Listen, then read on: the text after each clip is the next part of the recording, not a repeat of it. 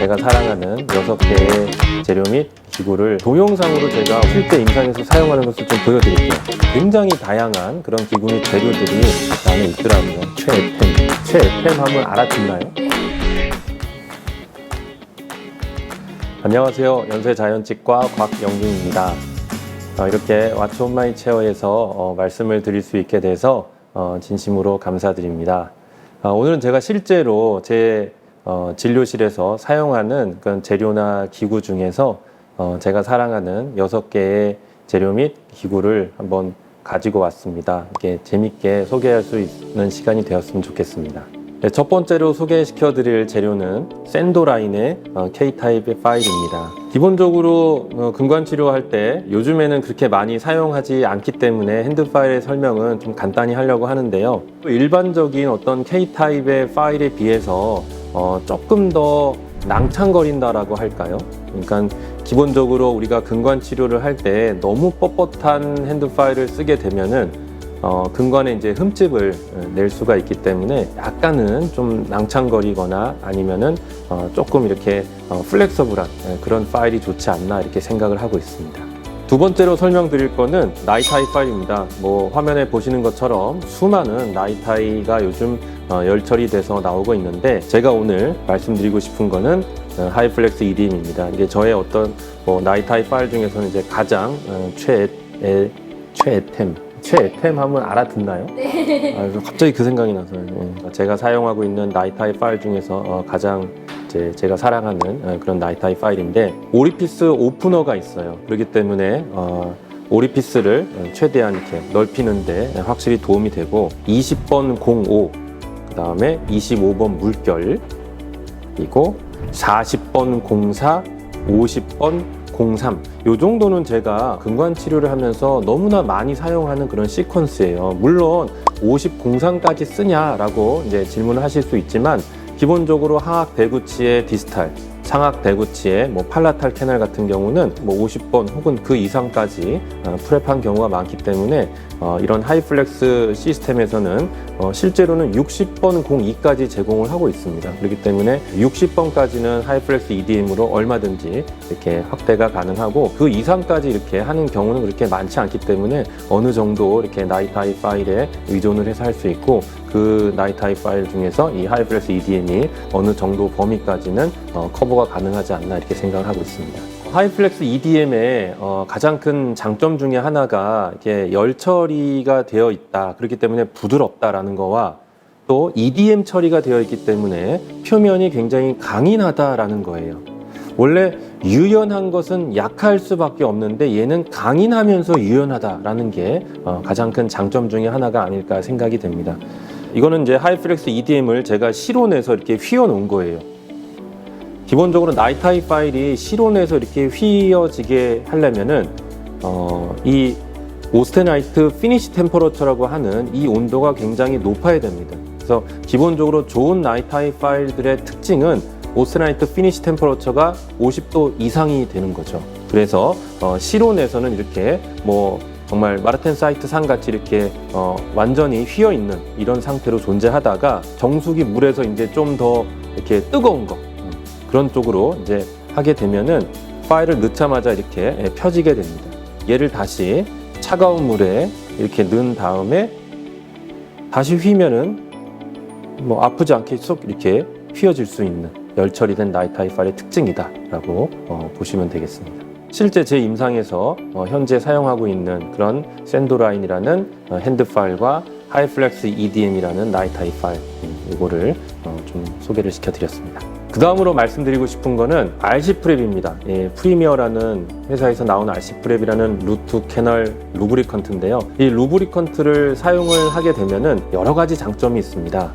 이 루브리컨트를 사용을 했을 때 루트 덴팅과 파일 간의 마찰력이 어느 정도 줄어들기 때문에 파일 세퍼레이션을 예방할 수 있다라고 이제 아실 텐데요. 그 사실은 맞습니다. 그런데 여기에 하나 더 첨가해서 말씀을 드리면은 이 핸드 파일과 나이타이 파일의 삭제력이 증가한다는 거예요.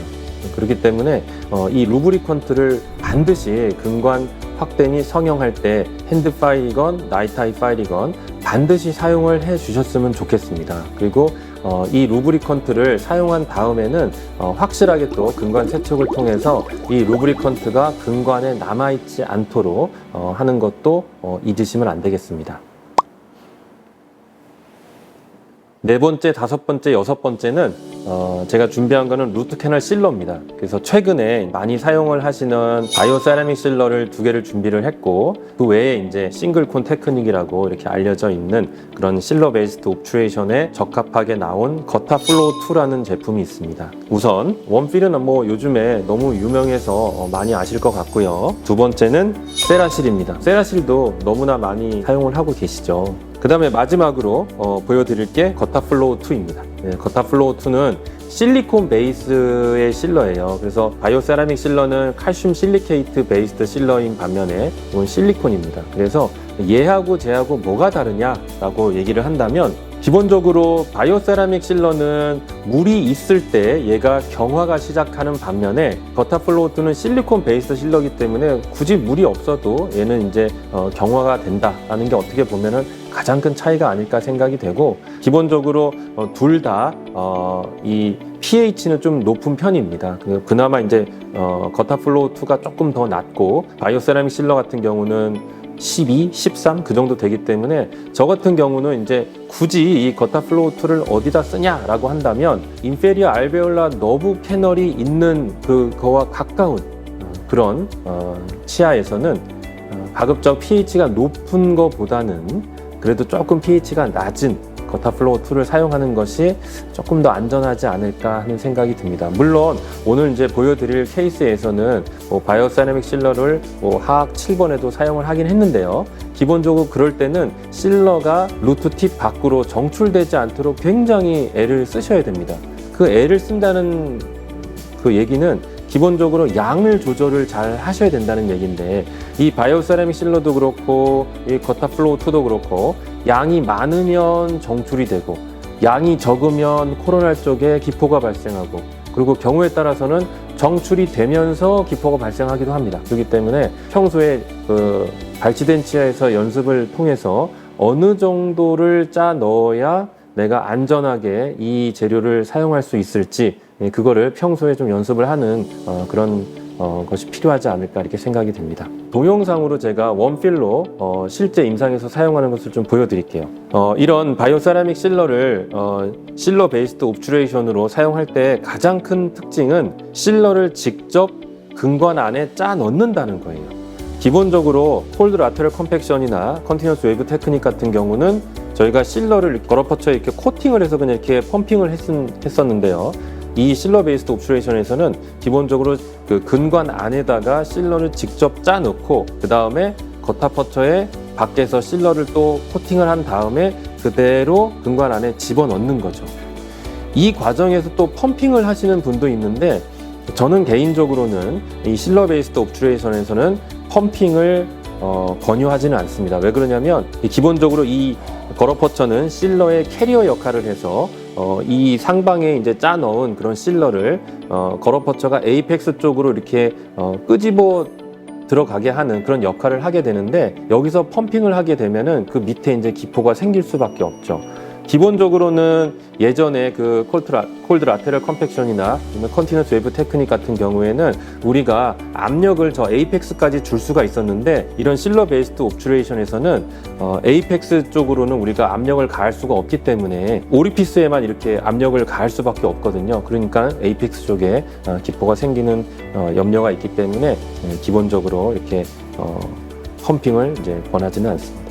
이런 식으로 이제 임상에서 필링을 하게 되면은 짧게는 뭐 1분 뭐 3, 40초, 길게 뭐 걸려도 뭐 2분에서 2분 30초 정도면 근관 충전할 수가 있어서 확실히 필링 하는데 시간을 줄여줄 수 있다라는 큰 장점이 있는 것 같습니다. 그다음에 세라실로 이제 사용했던 그런 케이스를 보더라도 요거는 이제 팔라탈에서 조금 나가긴 했는데, 그래도 뭐 요 정도면 충분히 뭐 바이올로직하게 큰 문제는 없을 것이다 라고 생각은 되고요.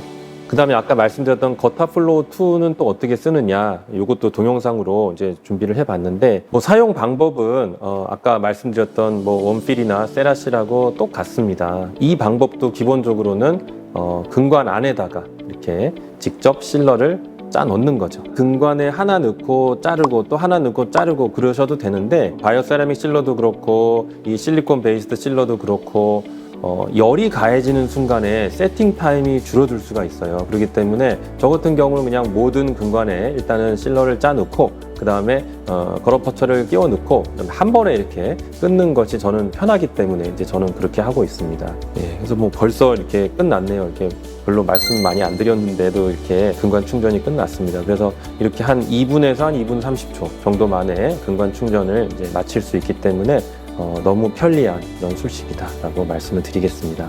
사실 상악 전치부가 생각보다 그렇게 쉽지가 않습니다. 왜냐하면 이건 컨티뉴어스 웨브 테크닉으로 하려 그래도 끊는 과정에서 모든 거러퍼처가 이렇게 딸려 나오는 경우가 많거든요.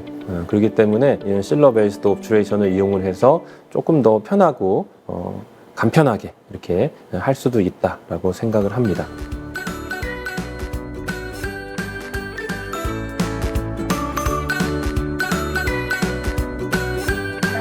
변화를 가져온 재료 하나를 특징은 뭐가 있을까요? 단연코 하이플렉스 EDM이라고 저는 생각합니다. 물론 뭐 바이오 세라믹 실러 그리고 거러플로우 2 뭐 이런 것도 사실 제 진료 시간을 단축해주는 유용한 그런 재료였는데, 기본적으로 뭐 이런 거는 사실 뭐 시간은 한 5분 정도 요 정도 세이브 한다고 한다면, 하이플렉스 EDM은 제가 기존에 이제 사용하던 어떤 그런 나이트하이 파일의 세퍼레이션의 비율을 현저히 줄여준 스트레스를 먼저 가장 줄여줄 수 있었던 그런 기구가 아닐까 이렇게 생각이 됩니다. 그래서 기본적으로 제가 조금 약간 성격이 급한, 물론 뭐 치과 의사들 중에 성격이 안 급한 사람이 누가 있겠나 생각은 되지만, 급한 사람한테 오히려 더 잘 맞는 그런 기구가 아닐까 이렇게 생각이 됩니다.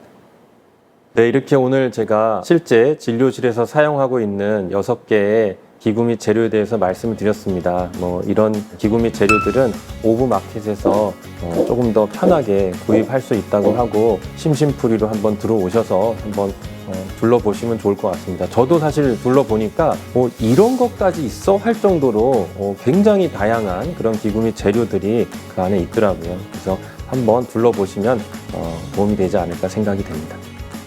네, 지금까지 왓츠 온 마이 체어와 함께한 연세자연치과 곽영준이었습니다. 감사합니다. 조금 막 긴장이 되긴 하네요, 이게. 네, 물론 뭐 제가 원래 이렇게 원샷에 가는 거를 잘 하는데 이게 쉽지가 않네요, 이게. 고생하셨습니다. 네.